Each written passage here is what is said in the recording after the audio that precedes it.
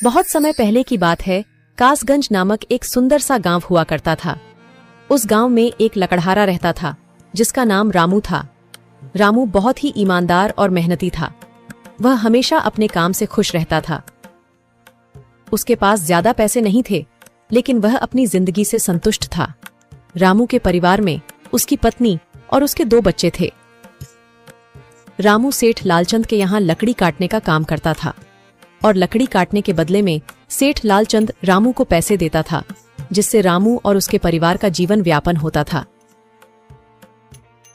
सुमन, मैं काम पर जा रहा हूँ। आज बहुत देर हो गया है, तो तुम बच्चों को स्कूल छोड़ आना। जी, स्कूल तो मैं छोड़ आऊंगी, लेकिन मोनू और चिंकी पिछले 2 दिन से कह रहे हैं कि उनके स्कूल की टीचर स्कूल की फीस मंगा रही है। हाँ, तो जाकर दे आओ ना स्कूल की फीस। अजी कहाँ से दूं? आप जो पगार लाते हैं उसमें मुश्किल से तो घर चल पाता है। अब उतनी सी तनख्वाह में मैं बच्चों की फीस का इंतजाम कैसे करूं? अजी मैं एक बात आपको साफ साफ कह देती हूँ, आप सेठ लालचंद जी से पगार बढ़ाने की बात कहिए। दिन पर दिन खर्च बढ़ता जा रहा है। बाजार में अगर सब्जी लेने निकलो तो सब्जियों के दाम आसमान छू रहे हैं, और बच्चों की पढ़ाई का खर्चा, घर का खर्चा अब इतनी कम तनख्वाह में कैसे गुजारा होगा? ठीक है, मैं आज ही सेठ जी से थोड़ा पगार बढ़ाने की बात करता हूँ। इतना कहकर रामू काम पर चला जाता है।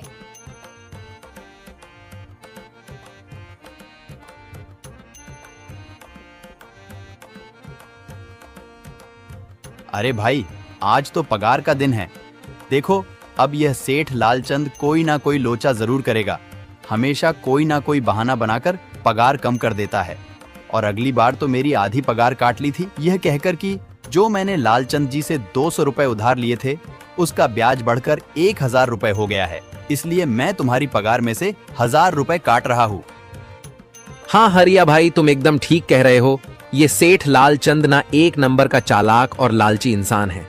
एक तो दुगुना काम ले लेता है और बदले में पैसे भी पूरे नहीं देता।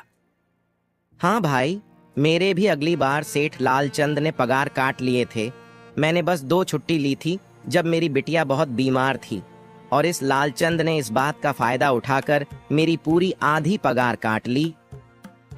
हे भगवान, बस सेठ जी इस बार मेरी पूरी पगार दे दें। बच्चों के स्कूल की फीस भी भरनी है। ऐसे सभी लकड़हारे अपने काम पर लग जाते हैं। काम करने के बाद सेठ लालचंद के पास जाते हैं। सेठ जी, महीना पूरा हो गया है, हमें हमारी तनख्वाह दे दीजिए। देखो भाइयों, अभी मेरे पास तुम्हें देने के लिए पैसे नहीं है। अभी माल नहीं बिका है, सारा माल गोदाम में ही पड़ा हुआ है। कल या परसों तक तुम्हें तुम्हारी तनख्वाह मिल जाएगी। पर सेठ जी, अभी हमारे पास बिल्कुल पैसे नहीं बचे हैं। घर का भी सामान लाना है, बच्चों की फीस भरनी है। अरे मैंने कहा तो सही, 1-2 दिन और रुक जाओ, कल या परसों तक पैसे मिल जाएंगे। अभी मेरे पास पैसे नहीं है। सभी लकड़हारे निराश मन से अपने अपने घर आ जाते हैं। अजी क्या हुआ? इस बार कितना पगार मिला है? सुमन, अभी कोई पगार नहीं मिला। सेठ जी ने कहा है कि 1-2 दिन में पगार मिल जाएगा। पगार नहीं मिला? आपको तो पता है ना, बच्चों की फीस भरनी है। इनकी स्कूल टीचर ने आज साफ साफ चेतावनी दे दी है कि अगर कल फीस नहीं लाई तो बच्चों को घर पर ही बिठा लेना। अब बताओ मैं क्या करूं? मैं क्या करूं सुमन, ये सेठ जी समय पर कभी पैसे देते ही नहीं है। अब तो बस हम इंतजार के सिवा और कुछ नहीं कर सकते। 1-2 दिन की बात है, देख लेते हैं। ऐसे ही 2 दिन गुजर जाते हैं। 2 दिन बाद सेठ लालचंद सबको पगार देता है। अरे हरिया, ये ले अपनी इस महीने की पगार। सेठ जी, यह तो बस 2000 है। मैंने तो इस महीने 3000 तक का काम किया है। हाँ, काम तो किया है, लेकिन तूने 1-1 घंटे आराम भी तो किया है। ये पैसे उसी आराम के कांटे हैं। पर सेठ जी, आपने तो कहा था 8 घंटे काम के महीने में 3000 मिलेंगे, और मैंने तो 8 घंटे काम किया और 1 घंटे आराम। देख हरिया, मुझे ज्यादा हिसाब किताब ना समझा। ये 2000 रख, अगर चाहिए तो, और अगर नहीं चाहिए तो कहीं और काम ढूंढ ले। बेचारे हरिया के पास उन पैसे को लेने की सिवाय और कोई रास्ता नहीं था। हरिया चुपचाप वह पैसे रख लेता है। रामू, ये लो तुम्हारे 2500 रुपए। पर सेठ जी, 2500 क्यों? मेरे तो पूरे 3000 बनते हैं ना। मैंने तो कोई छुट्टी भी नहीं की और ना ही कोई आराम। मैंने तो अपना सारा काम समय पर किया है। हाँ, समय पर तो किया है, पर इस समय बाजार में लकड़ियों का दाम काफी सस्ता हो गया है। इस वजह से अभी तुम्हें भी पगार कम ही मिलेगी जब तक लकड़ियों का दाम नहीं बढ़ता। पर सेठ जी, बात तो 3,000 की हुई थी ना, अब 2,500 में मैं कैसे घर चलाऊंगा? बच्चों की स्कूल की फीस भी भरनी है सेठ जी। इस बार आप पूरे पैसे दे दीजिए। 2,500 ही मिलेंगे तुझे। यहाँ काम करना है तो कर, वरना कहीं और काम ढूंढ ले। बेचारे हरिया के पास उन पैसे को लेने के सिवाय और कोई रास्ता नहीं था।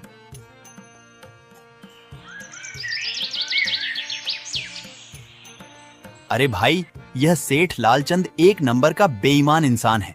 सारे पैसे अपने जेब में भर लेता है और बहाने बनाता है कि लकड़ियों के दाम सस्ते हो गए हैं। देख लेना, हम गरीबों की किसी न किसी दिन इसे जरूर हाय लगेगी।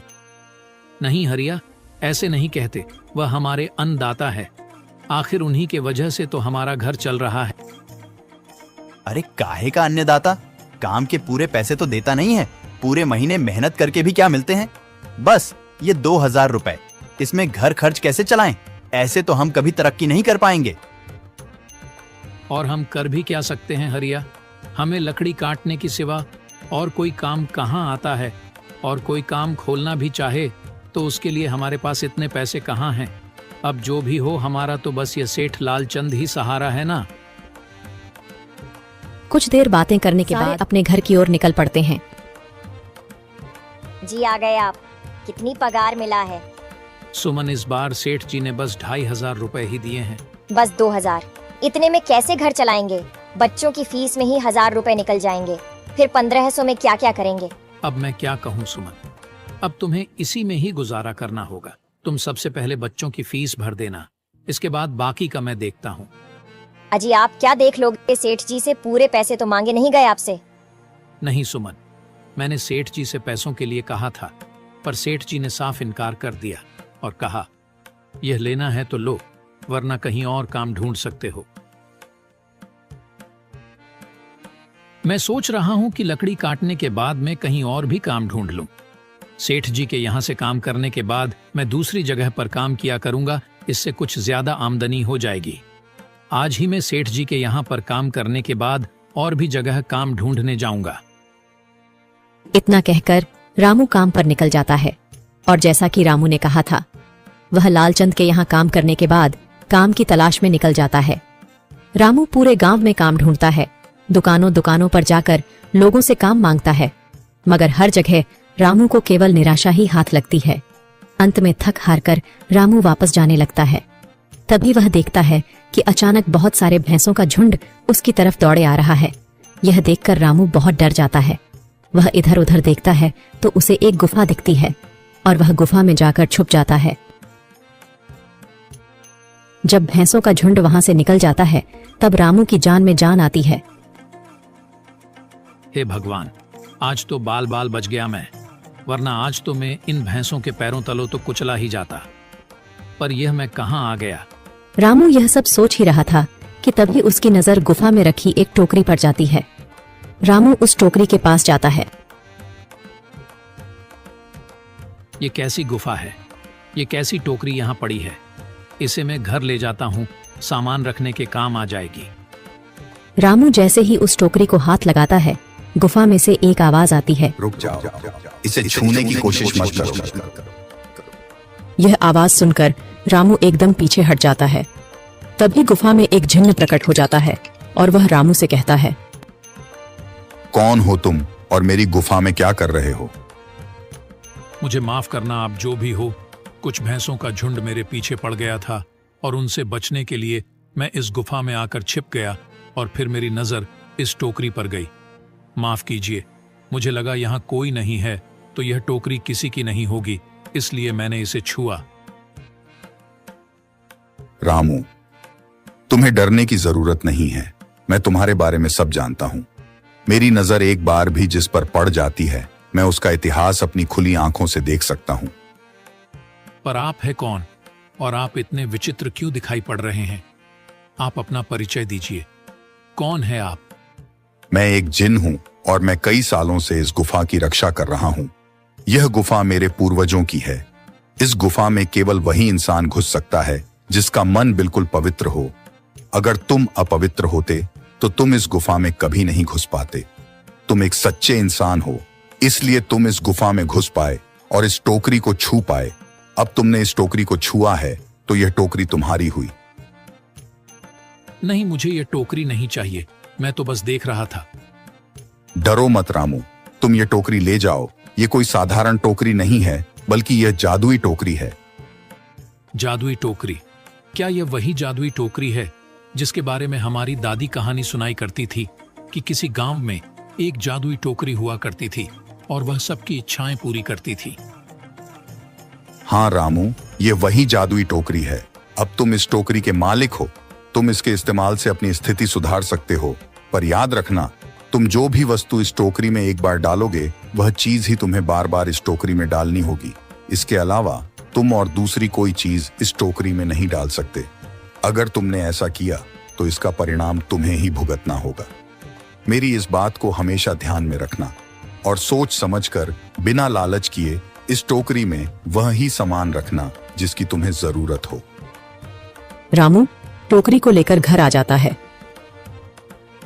सुमन, ये देखो, ये मैं क्या लेकर आया हूँ। क्या लाए हो आप? बस ये एक टोकरी। सबसे पहले यह बताइए, आप तो काम की तलाश में गए थे ना, तो कोई दूसरा काम मिला कि नहीं? नहीं। अरे सुमन, मेरी पूरी बात तो सुनो। ये कोई ऐसी वैसी टोकरी नहीं है, बल्कि यह एक जादुई टोकरी है। रामू सुमन को वह सारी घटना के बारे में बताता है जो उसके साथ हुई।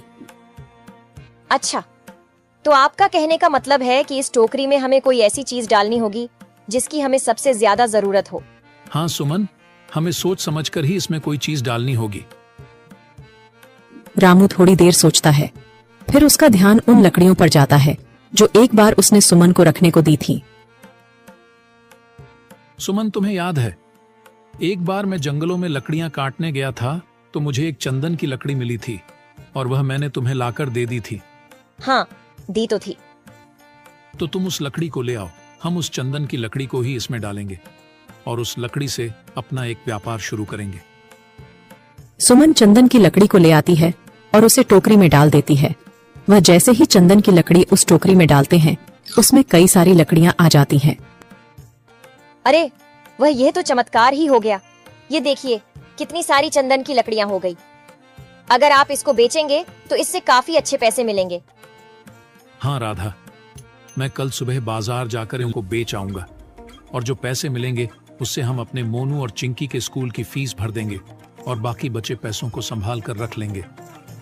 अगले दिन रामू लालचंद सेठ के यहाँ काम पर न जाकर चंदन की लकड़ियों को बेचने के लिए बाजार की ओर निकल पड़ता है। वहाँ पर रामू चंदन की लकड़ियों को बहुत ही कम दामों में बेचा, जिसकी वजह से आम लोगों के साथ साथ बड़े व्यापारियों ने भी रामू से चंदन की लकड़ियां खरीदी। लकड़ियों को बेचकर रामू को काफी अच्छे पैसे मिले। पैसों को लेकर चंदन घर आ जाता है। ये देखो सुमन, उन लकड़ियों को बेचकर मुझे कितने सारे पैसे मिले हैं। ये लो कुछ पैसे, इससे तुम कल मोनू और चिंकी के स्कूल के फीस भर देना। अच्छा, तो मैं काम पर जाता हूँ। अजी, आपके पास तो अब यह जादुई टोकरी है, तो अब आपको उस सेठ लालचंद के यहाँ काम करने की क्या जरूरत है? हाँ सुमन, मैं सेठ लालचंद जी के यहाँ काम पर नहीं जा रहा, बल्कि मैं तो वहां पर जो काम कर रहे बाकी के लकड़हारे हैं उन्हें ये खुशी की खबर देने जा रहा हूँ, क्योंकि सेठ लालचंद जी से मेरे साथ साथ वह लकड़हारे भी बहुत परेशान थे। इसलिए अगर मेरा भला हो रहा है तो क्यों ना मैं उन सभी का भला करूं। वह सभी बहुत ईमानदार लकड़हारे हैं, वह सभी बहुत मेहनत से काम करते हैं, मगर लालचंद ने कभी भी उनको उनकी मेहनत के सही पैसे नहीं दिए। इसलिए मैंने सोचा है क्यों ना मैं उनको अपने इस काम में शामिल कर लूं। हाँ जी, बात तो आपकी बिल्कुल सही है। अगर आप सभी लोग एक साथ मिलकर काम करेंगे तो हम सब बहुत जल्द ही तरक्की हासिल कर लेंगे।